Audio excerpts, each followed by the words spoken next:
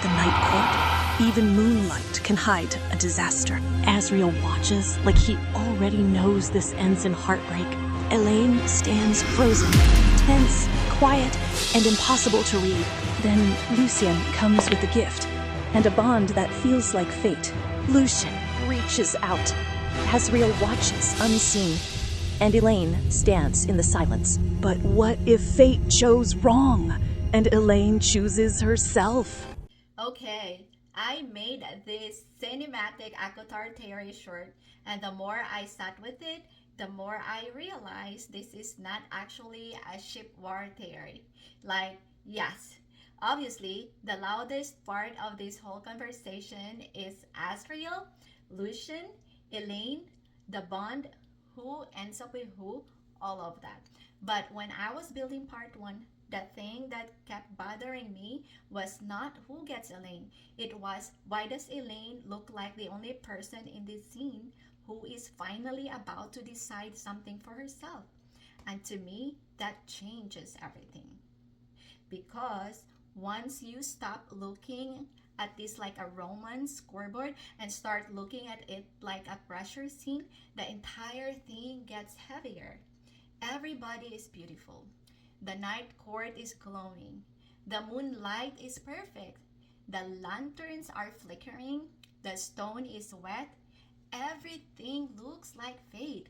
But emotionally, nobody here is safe. Nobody is relaxed. Nobody is at peace. Nobody looks like they're standing in a soft romantic moment. And that's what I wanted the opening of part one to feel like.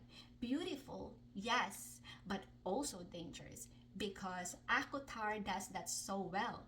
It gives you elegance on the surface, but something devastating underneath it. And then we get Azriel. To me, Azriel is the heartbreak shot. Not because I'm trying to scream endgame, not because I am trying to say, oh, this Bruce Elriel. That's not even the point here. The point is where he is positioned. He is there on the side. He is separate. He is watching. He is close enough to care, but too far away to interrupt. That is so brutal. He is not in the conversation. He is not part of the offering. He's not even really allowed to be part of that moment. He's basically to a witness to a future he cannot control. And that's why I just wanted him still. Not storming down the stairs, not doing anything dramatic, not turning it into a big performance, just stillness. Because with Azriel, stillness is pain. It's restraint, it's self-control, it's wanting something badly enough to feel it in your bones and still forcing yourself not to move. And then we get to Elaine. And this is where my whole theory really starts. I honestly think the fandom underestimates her all the time.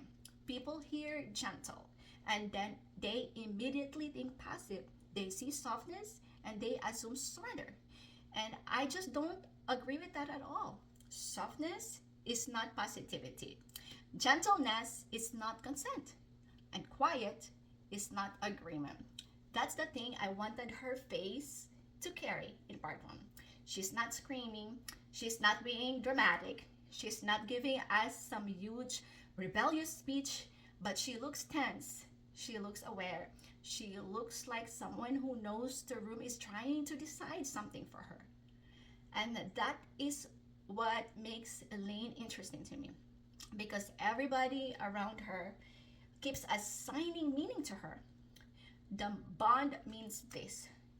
Azriel means this. Her sweetness means this.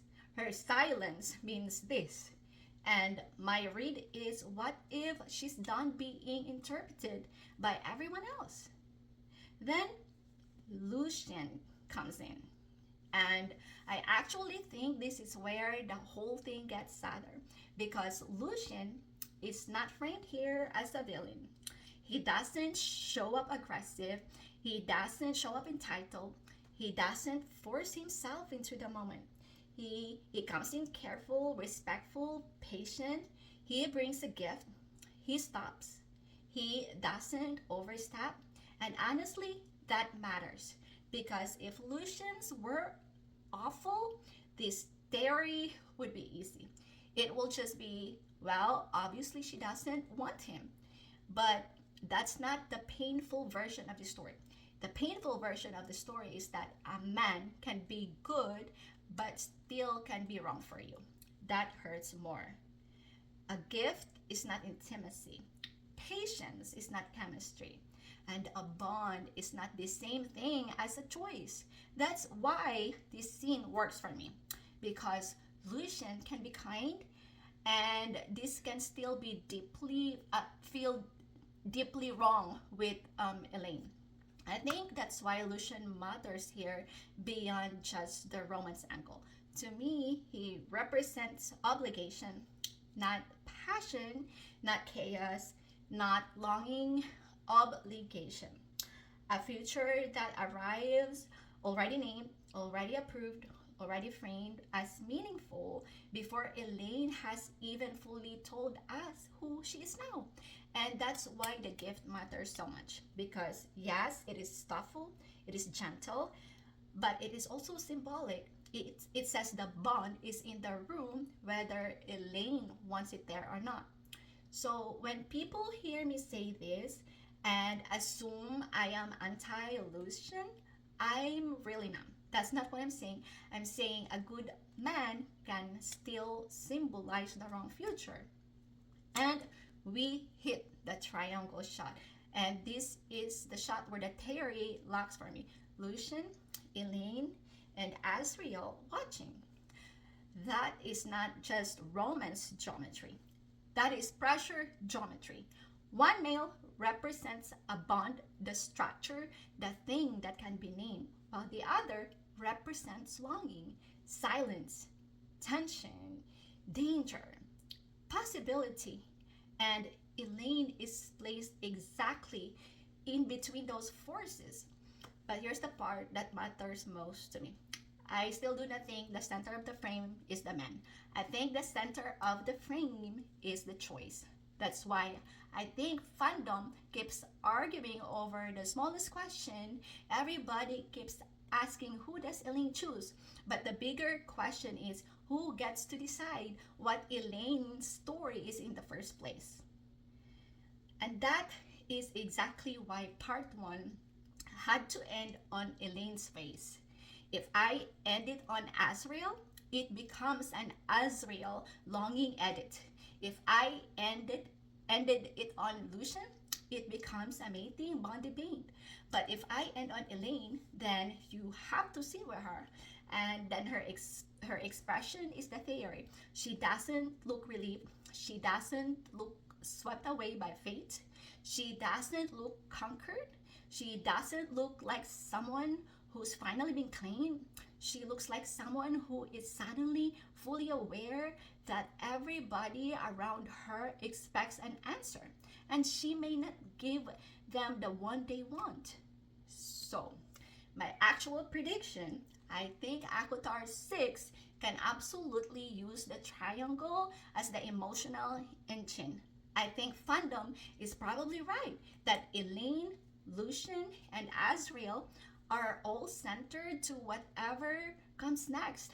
But I think the version of this story that will hit the hardest is not Elaine picks the hottest or that picks the hotter bad boy, or it's not Elaine surrenders to the mating bond. It's Elaine choosing herself first. And honestly, that would hurt everybody in the most perfect way. So, that is my read. Part 1 for me is not a shipward trailer. It's an attention trailer.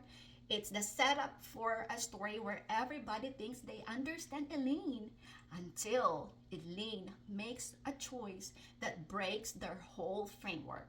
And that's the version of ACOTAR 6 I want. Not who wins Elaine, who Elaine becomes when she stops letting everyone else narrate her. So, tell me what you think. Do you think the bond choose wrong?